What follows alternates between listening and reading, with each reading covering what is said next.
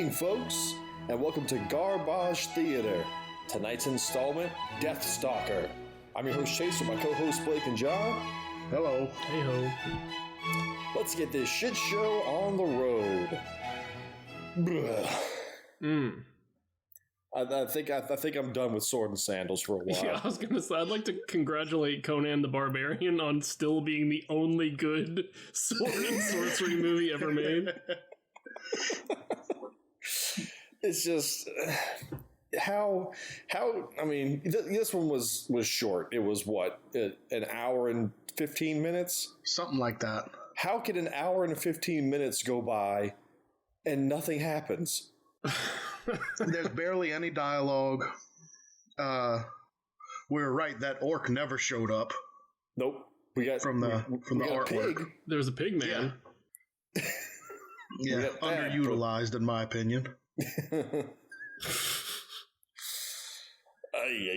Yeah. And then a whole lot of forceful groping. Every character is a rapist. Every single one of them. Including the pig man. Yeah. Including the hero. Yeah. Shirts for women, non-existent in this universe. Nah. Some just straight up don't even try. I think this is the first time that I actually noticed the argument that you hear of like, oh, why does a woman's armor have to look that way? And like in this movie, I was like, no, why? That's not protecting anything.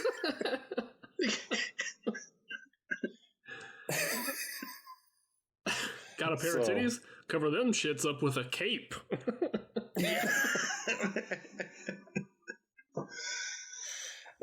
Well, we have a lot of nothing to go through, so let's just dive right in. Let's do it. Deathstalker. We open to a straight up off the ground shot of a gang of warriors jumping through a hole. An allegory for this whole friggin' movie. Yeah. They trudge through some dark tunnels and they sneak up on some man, and he's got a woman tied up and he's fighting with her. But then he notices all these guys around him, and he takes out something shiny and throws it on the ground, distracting them for a second so he can run away. And all these monster men, they're like cavemen, warrior guys. They all go after him, and they're cavemen by the way of they just have big faces. Right. Yeah. I'm not exactly sure even how to describe it. They kind of look like the trolls from Troll 2. Like there's just a little prosthetic on their faces. Yeah. So they go chasing after him, but one of them stays behind with the bound woman because he's got rape on his mind. There's always at least one guy who's just like, well, now's as good a time as any. Yeah. Sometimes the main character. Right. The monster picks her up, throws her over his shoulder, proudly displaying her bare ass to the world as he jogs after his compadres. The fleeing man comes up on a horse, and some blonde piece of shit comes wandering out of the ruins and says, that's my horse, you can't take that, and I have to assume this is Deathstalker. The monster men swarm around the two, and they drop the woman on the ground. And one of the monsters tells Deathstalker that our fight isn't with you. Oh, but it is, Monkey Man. As Deathstalker starts stabbing goons left and right as the SNES Zelda music kicks into high gear. Well, first thing about his name, I don't remember at what point where I realized that his name was in fact Deathstalker. Mm-hmm. Yeah. Like, I just thought that I didn't catch it until later. No, I know when it was. Later on, a woman, she's looking for him, and she calls out Stalker. And I'm like, did she just call this dude Stalker? Yeah. And then it hit me. Oh, God, the man's name is Deathstalker. Yeah. Yeah, it's on his business card, D Stalker. Yeah. And everybody knows everybody in this movie. Yeah. Well, yeah. It takes place on, like, 2 acres. The whole time. It's another one like the what the fuck was it? The sorceress and the warrior. Yeah. It all takes place within one block radius. Oh yeah, okay. I remember that movie. But yeah, the whole time I was like, is Deathstalker like a guy around here? Like, People know him? It was confusing. It's almost as if we watched the middle movie of a trilogy. Yeah. You know what it was? This movie felt like to me that it was like when somebody's purposefully trying to make a bad movie. Like it just came out like that, but they weren't trying to make a bad movie. Like if you'd have told me this was like a shitty parody of a Sword and Sandals movie, I would have thought, okay, they did it all on purpose. You're just bad. Yeah. So his name doesn't even accurately represent him. Yeah, ought to be like woman stalker or something. Yeah. Yeah. I was still thinking of the last movie with all the vows of chastity and stuff, and I was like, well, not for this guy. No. He'd never take such a vow. Any opportunity he gets, diving head first. So Deathstalker's killing the monsters left and right.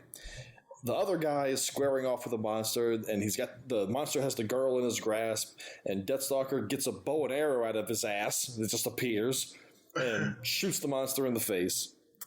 The guy that he rescued tells Deathstalker that he's welcome to share the treasure and the girl that he stole from the valley. Deathstalker just menacingly paces towards him.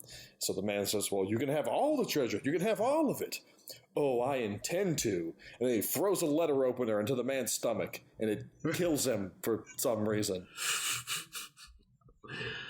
So I have no idea why anybody did anything in this scene. They got to get after that rape. Yeah. So there's the first guy. I guess he's a thief of some kind. Yeah. And then the monsters are trying to kill him. But what's Deathstalker's game? I don't know what he's up. I don't know what anybody's doing. He smelled fresh rape in the area. Well, I was about to say he roams the land being a poon hound. Yeah. It's a fight between 50 men over who gets to rape this woman. And that's it. Because it goes, guess what? That's where this goes. So he retrieves his dagger from the dead guy, approaches the girl, cuts her bonds, and then just starts pawing at her tits, and it's on. Yeah. I was like, oh man, I hope he's checking for lumps. She's like kind of all about it at first. Yeah, she's very willing. It's like, well, you won, I guess. I mean, he saved her, but I mean, does that give you the right to lift up her shirt and start slapping her tits around? I don't know. Well, I think I'll test that theory on my wife later.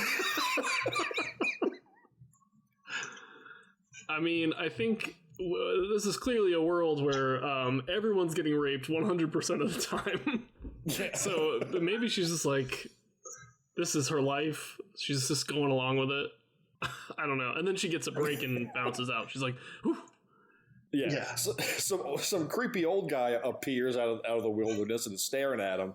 And then Deathstalker rapes him.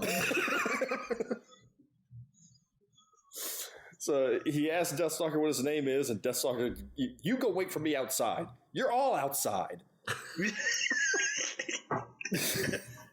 There's no interiors in this whole movie. The girl has to change her heart and dips out, much to Deathstalker's disappointment. He then goes outside and approaches a bunch of old coots in the woods. He grabs their rotisserie cocker spaniel off the spit and takes a bite. And he's talking to their king, I guess, of the tent people. And he tells them that real kings live in castles, like Lord Munkar. And this quote-unquote king tells Deathstalker that Munkar was his magician, and the castle was his as well, and will be again. And are we supposed to know anything about any of this? It seems like something's been established and we missed out on it. I totally forgot that any of this happened. Because none of it is of any importance. Nope. Not really, no. So, Deathstalker tells the old king that he heard an army once rode against Munkar, and that he turned them into a flock of sheep with a wave of his hand. And the old king says that not an army, but a single brave man is the way to defeat Munkar. Deathstalker says, "You need a fool." And the old king corrects him, "No, a hero." And then dramatic theme music. And then it cuts to Deathstalker sucking the dog off of his fingers. Like this heroic zoom in on his face as this triumphant fanfare is playing, and then it just cuts to silence of just. It's like, was this done intentionally to be funny? Because it is. Obviously, they're giving the ladies what they want in this movie. So the old king offers Deathstalker position in his court if he takes on this mission to go rescue his kidnapped daughter from Munkar.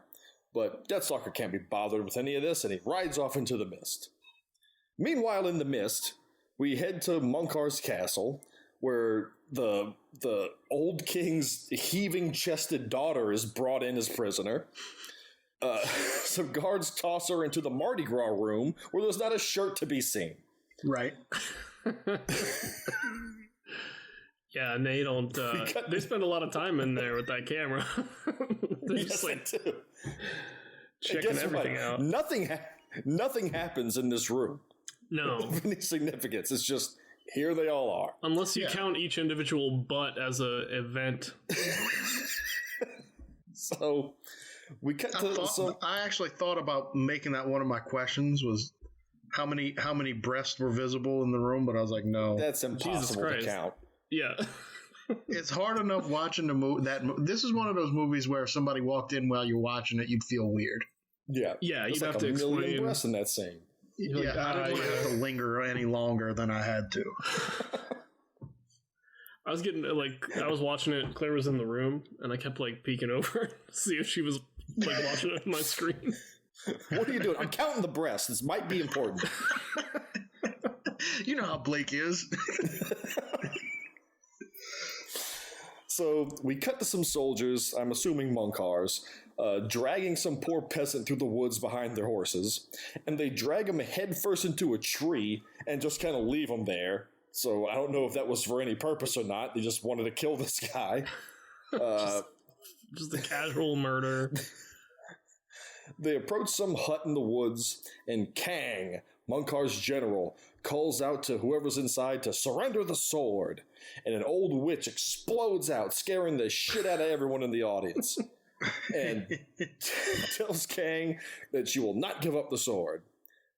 Deathstalker, conveniently riding through the woods, sees all of this, charges in, and lops off one of the soldiers' heads, sending it into the stratosphere. That was awesome.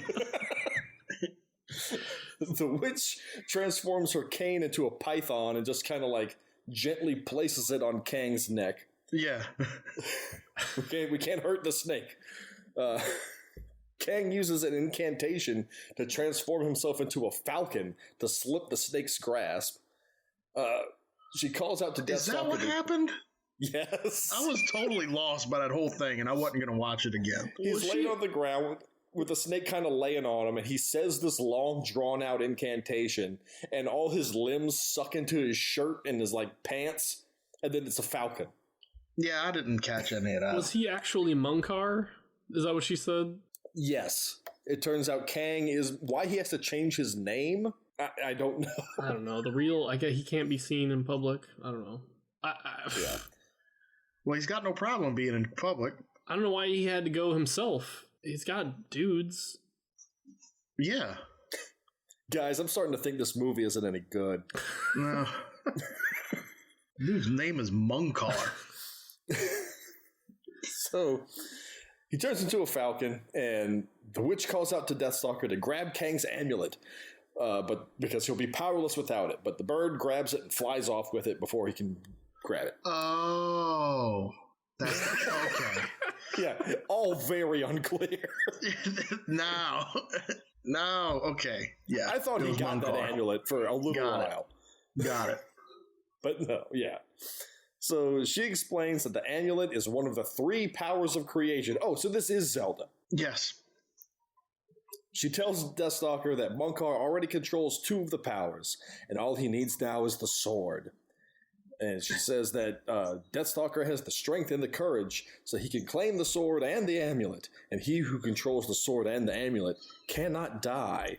Then, once you have the sword and amulet, you can claim the chalice and reunite the three powers of creation. This all sounds made up, lady. Well, whenever they said that he already had courage and everything, I was like, wrong! Ganon does not have courage. He has power. But it isn't Zelda. And there's no wisdom either. It's power, courage, and magic. So she points Deathstalker to her cauldron and shows him a vision of Munkar, who already has the Amulet of Life and the Chalice of Magic. And Munkar says that Deathstalker is very close to the power now, but it won't be his for long. So Munkar knows who Deathstalker is. Yeah, and Deathstalker knows who Small this witch town. is. I don't know how anybody knows each other. Like I said, this is like season 2 of a show that we completely missed. Yeah. A lot of stuff of. But also, like, they've set up Deathstalker to be sort of this anti-hero, right? Where he's, like, not interested. He doesn't give a fuck. He's just, like, doing his own thing. But then in the very next scene after he says that, he's, like, trying to get the power to save everybody or something. Yeah. You know, he was convinced fairly easily. I mean, just saw a dude turn into a falcon. Yeah. I want to do that. Yeah. So Munkar, in the vision, Munkar's sitting there, and he's got this little puppet pile of garbage in a box. And I can only hope it's some kind of consigliere. Yeah, I was like, oh, jeez. Yeah, I was pretty excited for you. He's got his own little basket case type guy.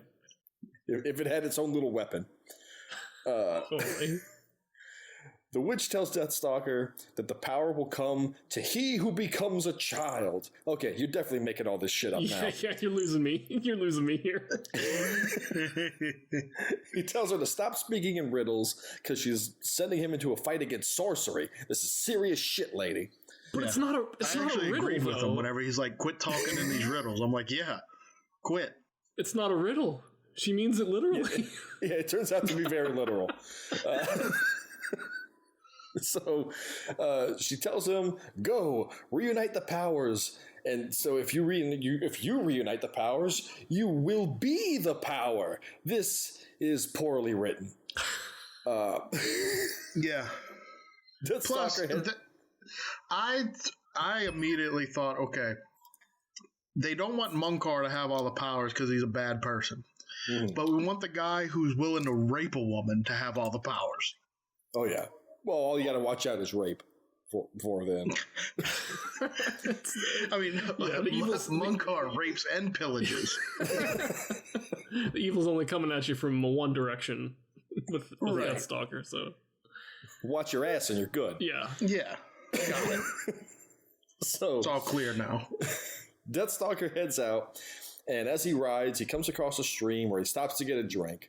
And as he reaches for the water, the witch appears in the reflection, telling him to get off his lazy ass and go get that sword of power. Get off my goddamn back, lady. I just left your shack 5 minutes ago. So she says, turn around. See that indent in the ground there? That's where Salmoron, the keeper of the sword of power, lurks. Bullshit, lady. Yeah, that's what the fuck is going on? Like, she didn't give him any directions, and he just accidentally ends up by this cave. Look, you see that rock that's kind of to your leftish there? Yeah, it's under there. It's gotta be. I had a very so while I'm in quarantine, I'm rereading all my Lord of the Rings stuff. Yeah. So I'm going from reading my books in great detail of the journey and where to find things and everything, all that, to this a witch in the water saying, "Yeah, they go right there." If only it was that easy. Bro, turn around. Look see behind that tree? you. Go behind that tree. That's Mountain Doom. It's right there. Yeah. See Frodo, like in that ditch, yeah, and just hop over that ditch. Just chuck it down that ditch. Yeah, no one's gonna find it. It'll be fine. Yeah, hey, you look good. Because we don't There and want back Munkar to again. have the one ring. Jesus There and back Christ. again. Round trip, 5 minutes. So Deathstalker squeezes down the little hole, and fucking Ghoulies 2 comes crawling out. That yes, you took the notes right off of my page.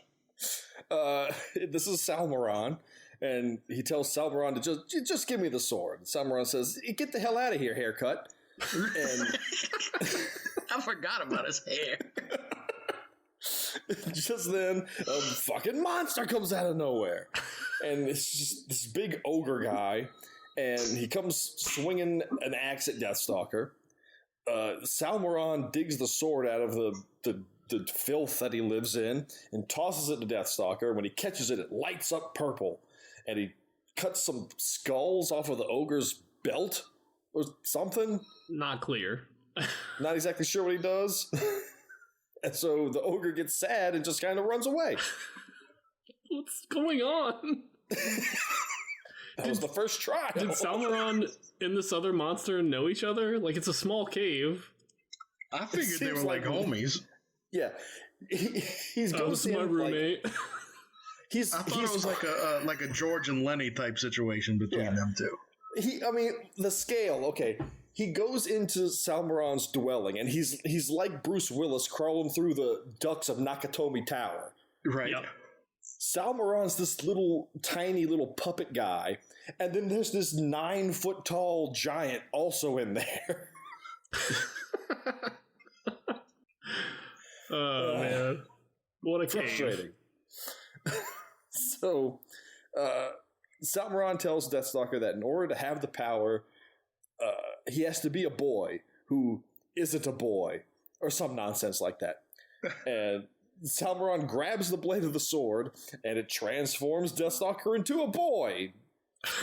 Sure. Fucking literal boy. He then scoops up Salmaron on his back like Yoda, and out of the cave they scurry. And as soon as they get out, Deathstalker turns back into his old self, and Salmaron turns into some asshole. So it's... What just happened? I mean, I wish that I could tell you that there was a better description, but no, he just turns into some asshole. Salmaron, he said some shit about he was like cursed in there for 30 years or something. I don't know why. Yeah, he was cursed by Munkar, of course. Munkar is the cause of all the problems in the world. All it took was him to touch the sword that he had. Well, no, he needed a boy. Also needed a boy.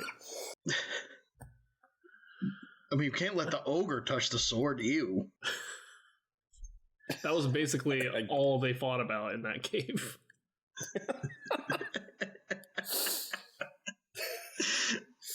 Shit, that's the movie. Yeah. It was like the lighthouse in there. Oh, you goddamn farts!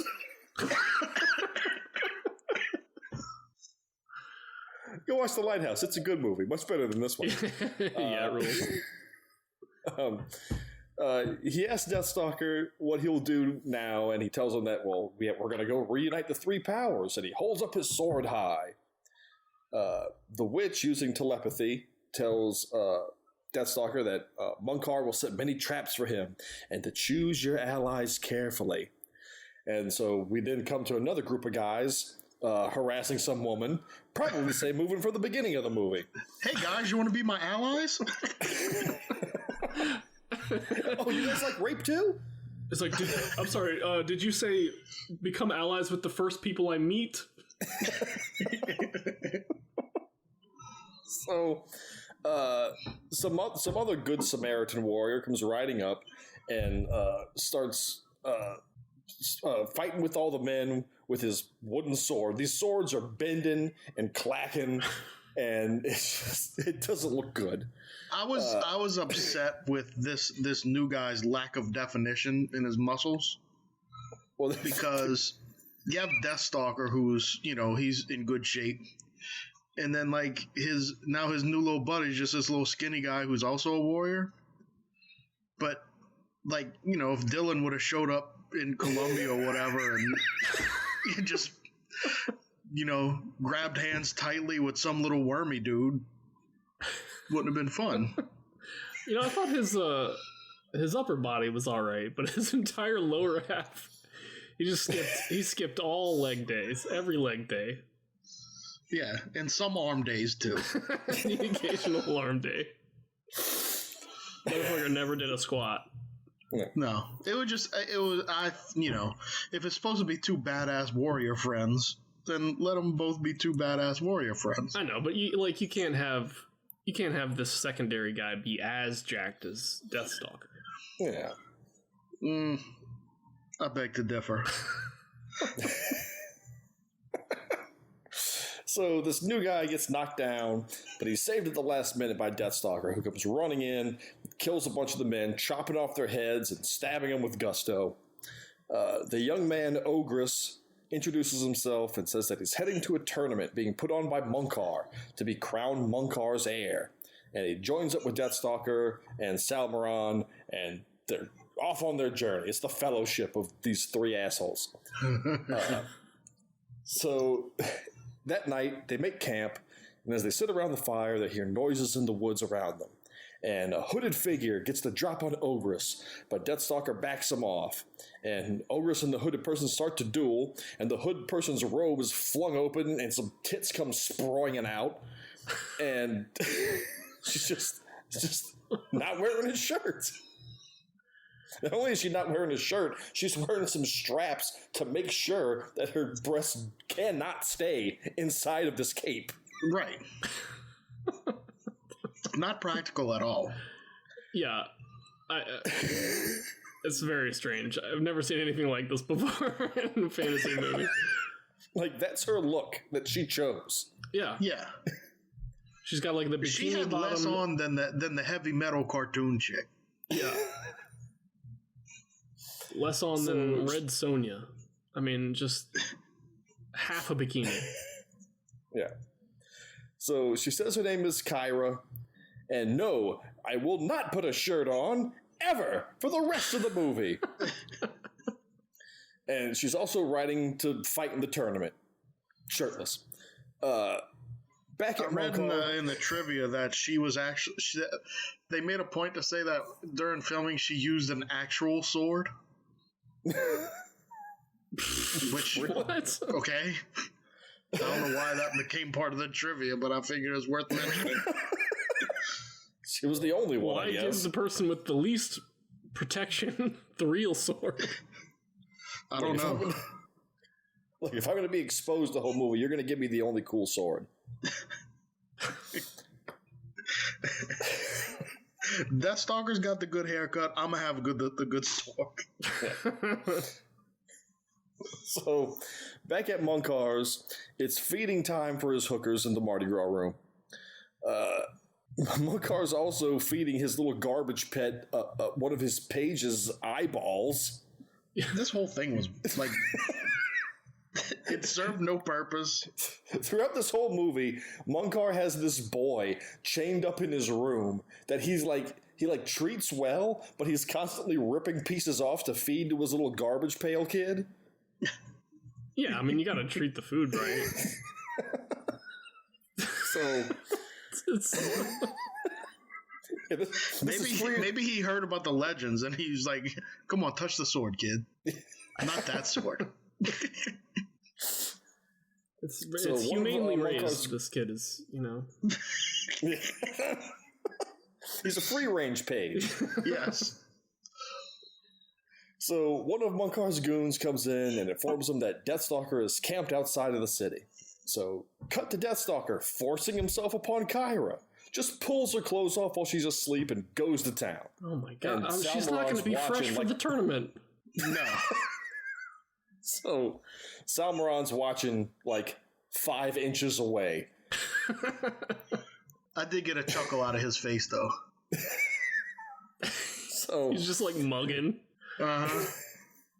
It was like on Chappelle's show whenever Charlie Murphy's character in Lysol with Katie. Yeah. On the real world.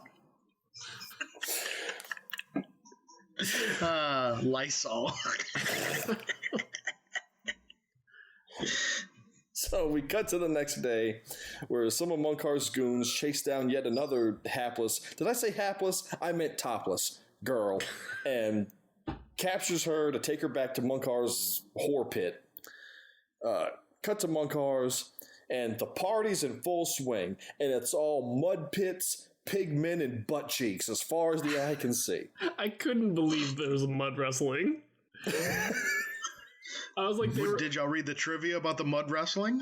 What was the trivia? There's trivia about the... Lay it on us. The two mud wrestlers were sisters. That no one needed to know. Well, it doesn't make it better. I'm just saying that's what was there. It's like they were gonna make like a raunchy college movie, and then they were like, "Well, nope, folks, the studio wants a fantasy picture." A serious fantasy picture. And like, but we just filled up the mud pit.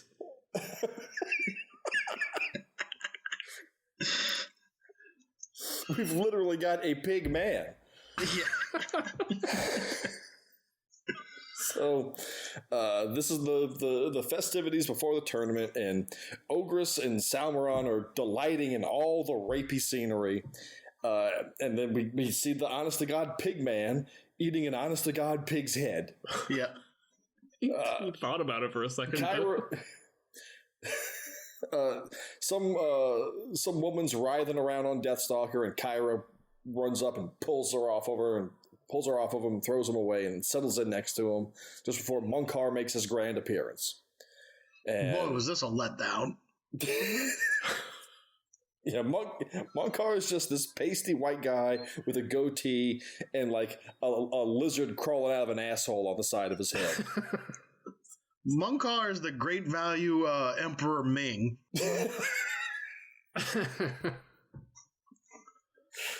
So he comes out and he says that he's old and his time is coming to its end. So he's got a crown and heir, and he's going to choose by way of tournament. And he tells them that the tournament will start tomorrow. But for now, enjoy the entertainment. It's Mortal Kombat. I'm about to say. The tournament starts tomorrow. We'll call it Mortal Kombat. So he brings out the old king's daughter because he wants to show her off as his new bride. And they chain her up to a rock, and they let the pig man lurch up to her and start like drooling all over. I don't know where this is going. Yeah, it was like he was inviting anybody to rape her. How is Deathstalker not first on the button with that one? Yeah, I don't know. Speaking of not knowing where this is going, did y'all see that RoboCop's going to be in the new Mortal Kombat game? That did actually kind of get me excited.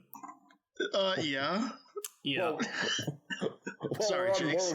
While we're on Mortal Kombat, for the briefest of moments. It's RoboCop, man. Bringing it full circle, the guy that plays Deathstalker looks a lot like Peter Weller. Okay, this is... I'll He kind of looks like RoboCop, doesn't he? Yeah, that's worth mentioning. I'll allow it. So, the pig man gets into a fight with a mud man, and an all-out brouhaha breaks out. A Donnybrook. Kyra gets involved and tries to save the princess, and Deathstalker eventually joins in and cuts her loose, and there's just tits everywhere. Yeah, I'm sitting there watching this thing, dick harder than Dark Souls.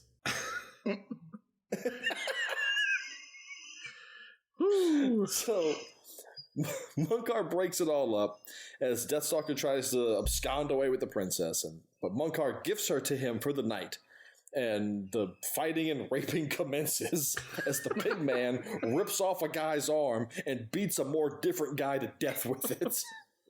This whole thing was so insane. Like how is this not played for comedy? It is. I mean, I was laughing my ass off. Like every cut, the fight got more and more ridiculous.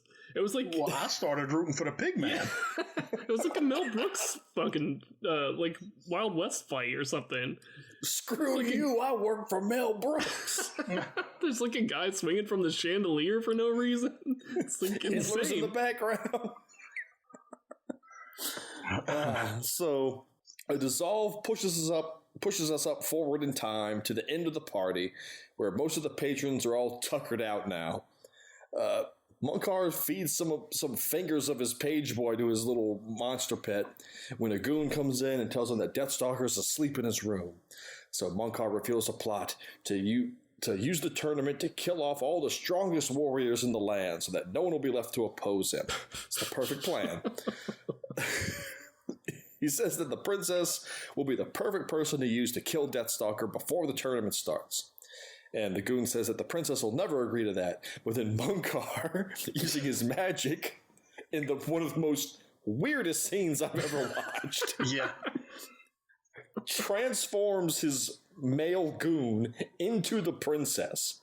And, like, I don't know if he likes it or doesn't like it. Oh, he liked it. He's doing a lot of self-groping while this is happening. Yeah. He raped himself.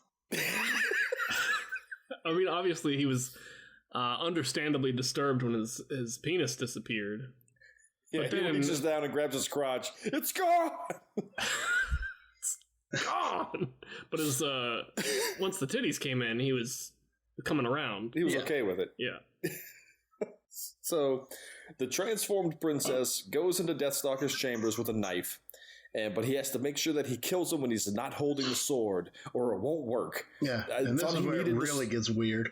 I thought he needed the sword and the amulet to be invincible. Who knows? This Who knows? is all made up. It's all made up. So he starts to put the sword down, but the goon jumps the gun and tries to stab him, and Deathstalker swings around and grabs the knife away. No, and pins him down on... there's some heavy petting going on before that happens. Yeah, well, he's got to lure him into... That's where it started getting weird. Well, yeah, and then, it goes full weird when Deathstalker pins him down to the bed and starts feeling him up. And like, oh man, this guard is about to get way more than he bargained for. I almost wish it actually happened, just for the comedy aspect of it. It made me plenty uncomfortable, though. I'll tell you. So, while he's struggling, the quote-unquote princess's real voice comes out for a moment. And Deathstalker's like, what the hell are you? Get the hell out of here. And just sends him on his way.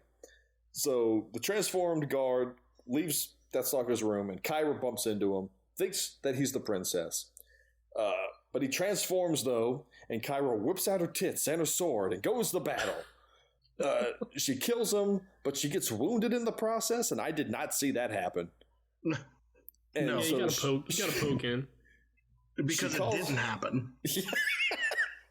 She calls out the Deathstalker, who comes to her help, and she immediately dies. She would not have done well in the tournament. She served no purpose. She got worked by a goon. And because of John, as soon as she died, I just wanted to see the coffin dance. But sadly, I did not. Oh man. I saw like GIF somebody made today of like an old like illuminated manuscript, like medieval guys carrying a coffin, and it had like a Renaissance version of the song. That was great. Oh man. So the next day, Munkar begins the tournament. People clamor about the styrofoam castle walls as the champions enter the arena. Oh, I can't believe we haven't mentioned the fucking sets. They look like absolute dog shit. They look like a carnival haunted house or something. Like, terrible. Yep, it's that haunted house that's way, way out on the highway, away from all major cities. Run completely by moonshine and rednecks. Yeah.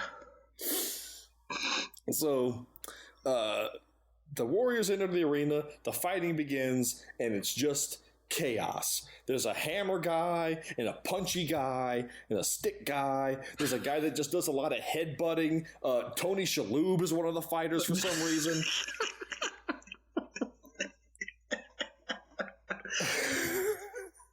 That goes on for a while. Ogress joins in, and he's going to fight Swordy McCodpiece. Hold on, did you leave out the part where the giant guy with the hammer like squashed the entire little guy? He squashed the whole guy. I remember that happening, but I can't remember if that was during this or after. That happens. The hammer guy squashes an entire man. There's just like clothes and a puddle. That's all that's left of him.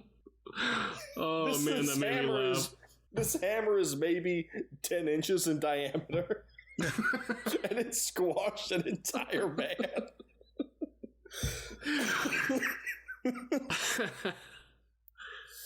Anyway. My god. Yeah, so Ogress has to fight the codpiece guy.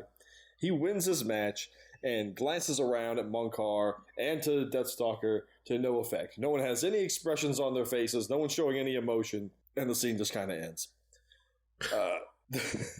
That night, in Munkar's lair, Salmaron is following some guards who's dragging a prisoner around, but he's caught, so he runs like the Three Stooges away and falls out a tower window down into the whore room, much to his delight. Like, he falls out the window, and then they drop a crash test dummy from a window into this well that's in the middle of the whore room. And he just pops up, and there's like all these women, you know, heaving their way at him. He's like, oh, I can do this. So, meanwhile, Munkar is in the dungeon with Ogress, and it looks like he's torturing him, but he's not. And it turns out he's working for him. Yeah, I don't know for whom's benefit this scene was. Like he's pretending to torture him. So he lets him down off the big wheel thing that they had him strapped to. And they're talking about, you know, he brought him Deathstalker. And so Ogress leaves, and he goes to Deathstalker's chambers, and he's trying to convince him to quit the tournament and leave. And Ogress makes a lunge for Deathstalker's sword, but Deathstalker's just too fast. And so they start fighting, and they decide to have an honorable battle without using the magic sword of power. But honorable. I mean, Deathstalker's got like 100 pounds on this dude. Exactly. Because the sword of power is laying there, and Ogress like starts to reach for it, and he notices that Deathstalker like isn't trying to stop him. To which I would have just grabbed the goddamn sword. Yeah, exactly. But instead, he just nods at him like, "Oh, I get it. You're gonna beat me to death with your fists. Okay." Yeah. Can you throw me on the bed a few times though? Oh God, that's not a joke, folks. That happens. So every time he did, I was like, "Oh, it's gonna happen." But yeah, no. You start fighting, and I guess just by reflex and instinct, Deathstalker just throws whatever bodies are next to him onto the bed. Yep. But eventually he gets Ogress in a headlock and snaps his neck. The next day, Deathstalker enters the arena, and he's up against Pigman. And I was so rooting for Pigman. Pigman's got a big stick and a big sword. And they fight for a little while, and Deathstalker disarms Pigman, but he winds up on the receiving end of a pig hug. And he's just getting crushed. But he gets loose, and as the Pigman tries charging him down, he gets his sword, and he runs the Pigman through, kills Pigman pretty unspectacularly. He runs a Pigman through, clearly putting the sword right under his armpit. Yes. There's quite a few stabbings in this that went clear under the armpit. He stands up, points his sword at Munkar, and the crowd goes wild. So the witch, through telepathy again, reminds Deathstalker that he still needs to get the amulet and the chalice. So Munkar transforms himself also into reminding Kang. the audience, I guess. Munkar transforms into Kang and goes after Deathstalker, who's wandering through the halls of the castle. This is that night again. So Salmaran leads a coup in the whore room as all the women rise up and kill the guards, but they're all squawking like birds the whole time. Deathstalker finds the amulet hanging over a pit, where you traditionally keep amulets. Well, yeah. And as he's reaching for it, he's attacked by Kang. He stabs Kang in the gut with his own sword and force pulls his sword of power back to him. He's got the force. That's when now. I said this movie's getting ridiculous.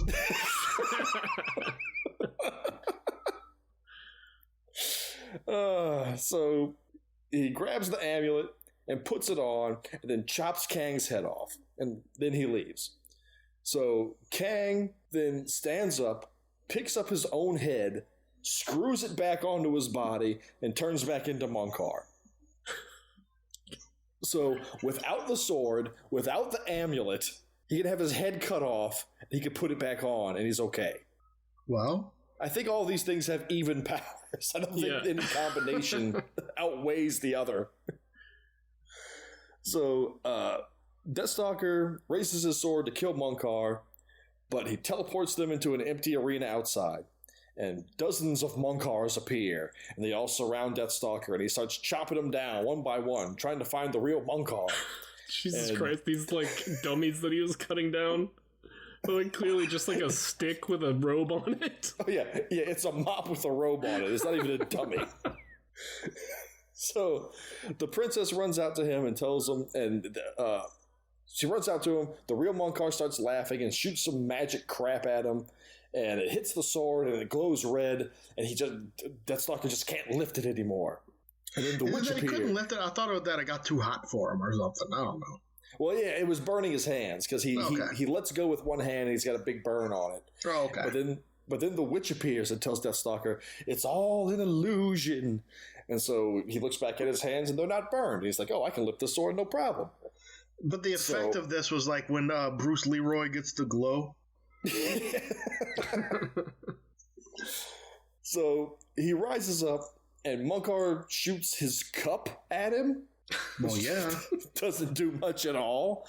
Deathstalker walks through fire in slow-mo to show he means business, and he's unhurt because he's got two of the deedly boppers, and he just kind of yoinks the cup away from Munkar. He then tosses Munkar to the crowd, who decide to have an impromptu draw and quartering.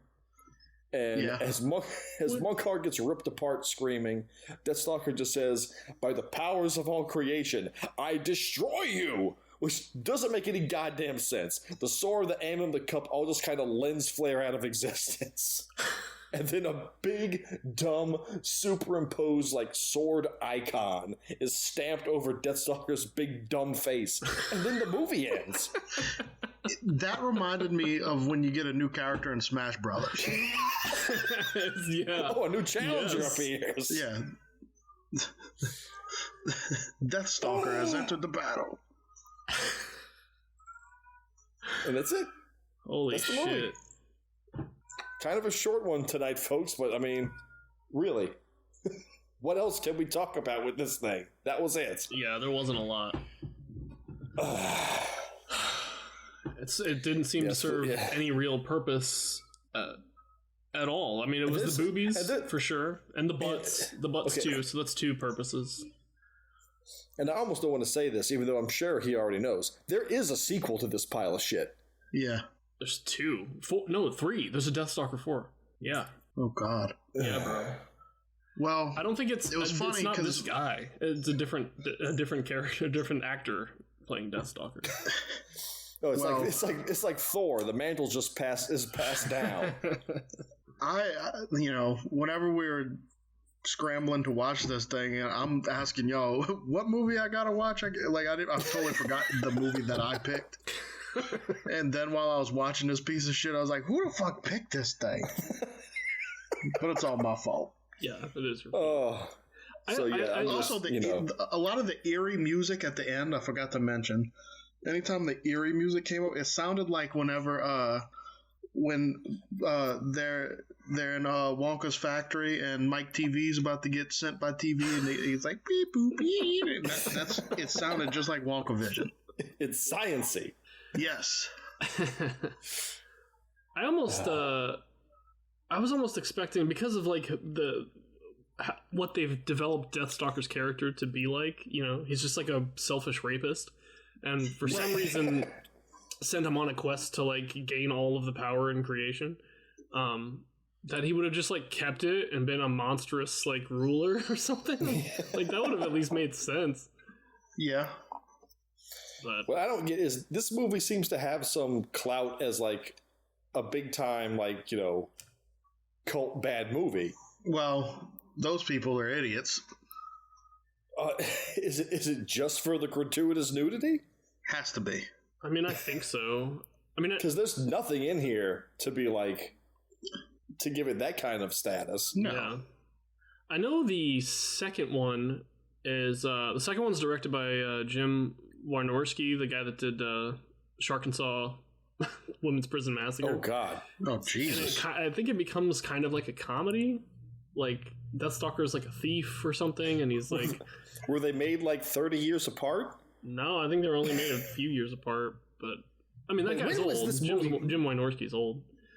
When did this movie come out? This was 83. If you say this thing came like 83, okay. Yeah. I was gonna say if you say this is like 93 or something, I'm gonna be shocked, but not that shocked.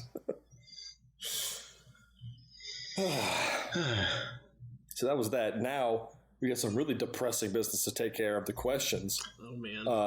I have exactly 4 notes. Okay. And I think we talked about one of them. So. Well, like I said, there really isn't much to go on in this movie, so. But y'all, I think y'all have a chance. Yeah. The questions are very Salmaron heavy. Okay. We're currently tied across the board, as a reminder to everybody. Yeah. All right, well, let's get it started. Question number 1. Salmaron says, what? Oh, God, I can't. I had a couple beers while we were recording. Sorry. What does Salmaron say every spell carries with it?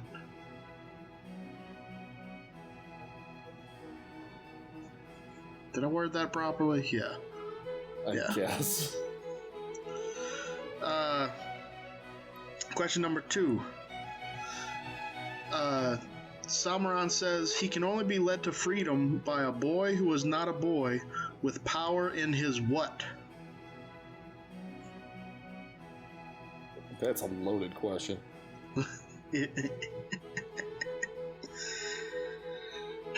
Question number 3. How long had Salmaron waited to be laughed at by half-naked women?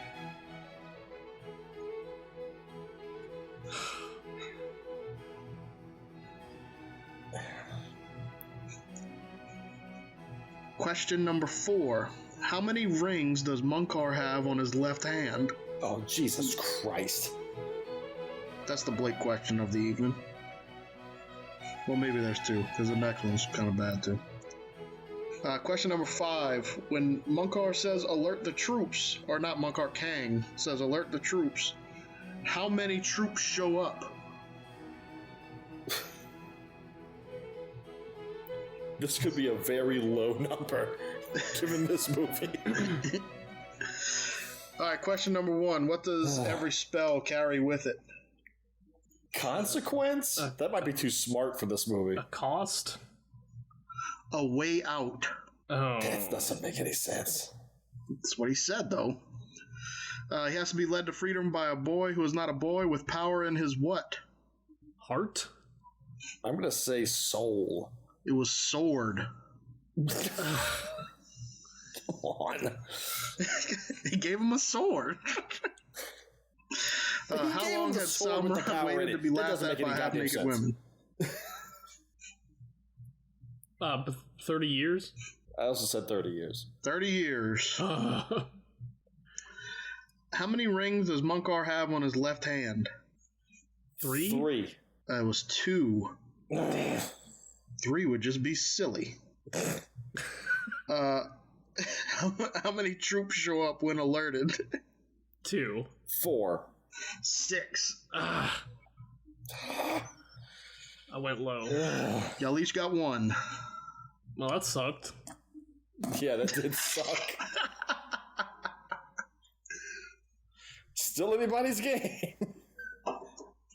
Yep. I'm gonna go ahead and say an exam is being curated for us for this exact fucking reason. What? What reason? I don't want to have a repeat of last season where we had to go into the ethos trying desperately to come up with a tiebreaker question. It's all part of the fun. What happened to you, man? You used to like to have fun. God damn it. Okay. That's done. Coming attractions. John, do your alright motherfuckers thing that you do. Oh, I'm not. I'm not punishing. I don't think, anyway. So we've been to the lands of fantasy and castles and shit. Oh please. Please. I can't. Let's get out of that fucking land. Yeah, let's switch gears a little bit. Let's look to the future. Yes. Are you gonna do an Italian wasteland movie? No, that would have been great, but no. We're gonna watch Future Kick. Jesus Christ. That sounds like a move Steven Seagal would invent. Yeah. I couldn't believe the title. Honestly, it was almost picked on the title alone. Future Kick from 1991. It's only 72 minutes long. So, somehow it has 4 stars on Amazon. It also has a 4 out of 10 on IMDb. It's directed by Damien Klaus, who never did anything else. Starring Don the Dragon Wilson, star of Blood Fist 1, 2, and 3, and Cyber Tracker. Meg Foster, she's from They Live and Masters of the Universe. I think she was Evil Lynn in Masters of the Universe. Yeah. Chris Penn, Reservoir Dogs, Rumblefish, Pale Rider.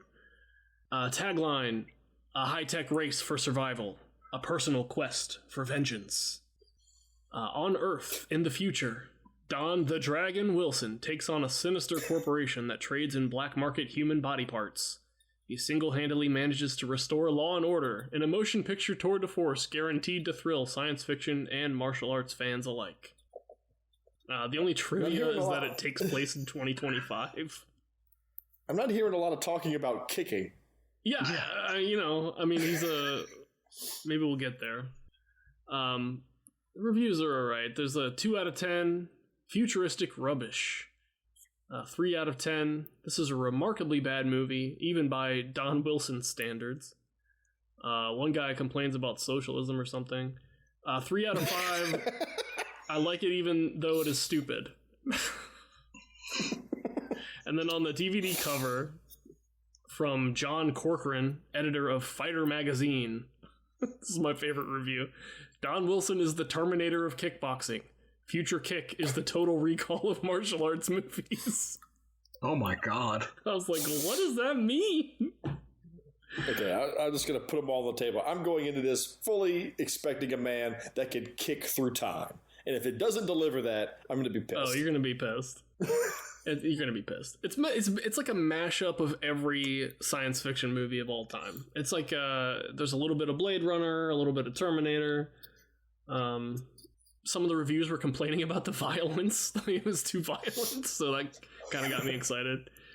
But yeah, it should just be a movie about a guy who can kick random people in the balls through time. Yes. Yeah, I agree. That'd be amazing. Or kick himself in the balls through time.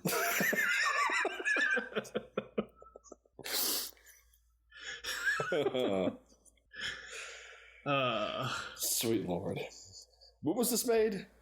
91. That sweet spot of Time Barbarian and... Yeah. I mean... that nonsense.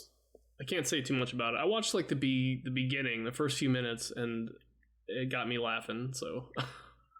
I'm excited to see where it goes. Well, fantastic. Future. It's on Prime? Yes. Awesome. Oh, good. I'm not watching another Tubi movie. That was painless, and you know it. It was, I guess. And that brought us many joyous memories we're going to have for the rest of our lives. Sure. Whatever you say. Little Dougie getting the shit kicked out of him every weekend. Oh, shit. Oh, my God. So, before we close out, you know what we got to do. Oh, yeah. Fuck. It's another rough one. Say I always something forget nice. that I got to do this. Say something nice. This movie gave me a couple of genuine laughs when he chopped the dude's head off and it went flying out of Wrigley Field. And the pig man beating the dude with a severed arm. Like, like I'm trying to say, it felt like they started to make a comedy. And then some mover and shaker said, no, this has to be serious. Yeah. Goddamn executives got involved. Yeah. Oh my God. I'd have to say Pigman is my way to go. I mean, he crushed a man with a mallet. No, that wasn't him that crushed a man with a mallet. That was another guy. Pigman, though. Pigman. Pigman. You're like, Pigman, that thing that he did. Oh, that wasn't him. But Pigman. He had his merit. Yeah, he's a good guy. He's probably the only guy in the movie that didn't rape anybody. No, he was about to, though. But he didn't. He decided to be a cannibal instead. He was fixing to, though. I don't know. He made the decision. He's a rapist in his mind. Well, John? better to be the warrior in the garden, I guess, or something. Jesus. I will echo the head flying through the air was awesome, and the drawing and quartering of Munkar like got a cheer out of me. Like that was pretty cool. It was pretty good. Yeah. I enjoyed that. He just turned into slop. It just cut away, and then it was just like pieces. What I liked about it, they actually kind of held on it. It was kind of like a little bit of suspense. Like, yeah, they kept showing the horse with its wild eyes, like, I'm gonna rip this man in half. And like, it took a little bit, and then it happened. The horse is like, you guys sure about this? It's crazy. I don't know, man. This is Munkar we're talking about.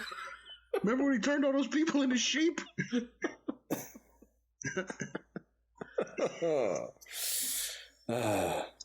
Speaking of sheep, I got to get this asshole to move off of my island.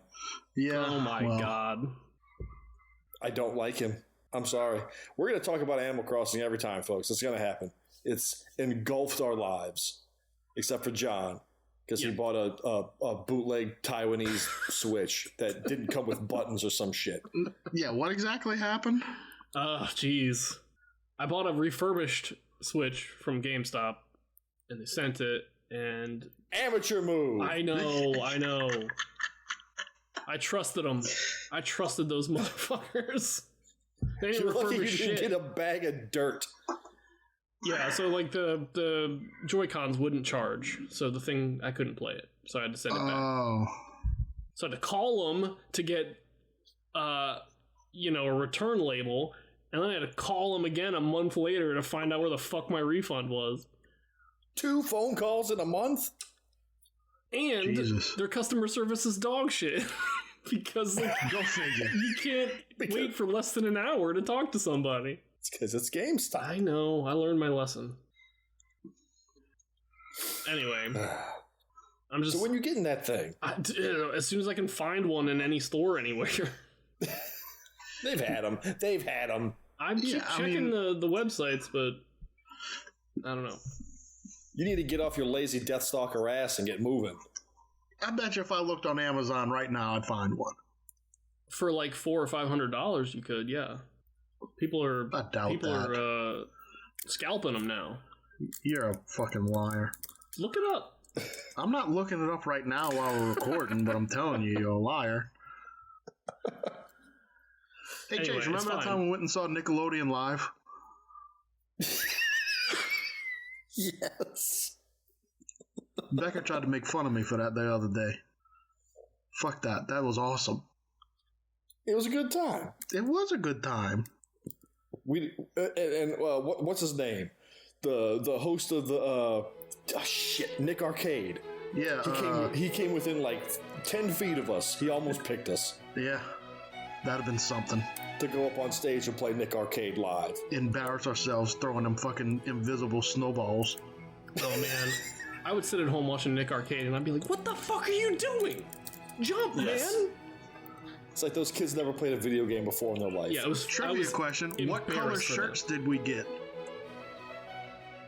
Oh Because that's what Beck was making fun of me about was my Nickelodeon live shirt. She tried to say it was a Guts shirt, and I was like, "Fuck Guts! I never liked Guts." Went and saw Nickelodeon live, not Guts. Guts was boring. Don't tell me y'all motherfuckers didn't want that aggro crag. Man, fuck Mo and the aggro crag. What color was the shirt? Thank you for listening to Garbage Theater.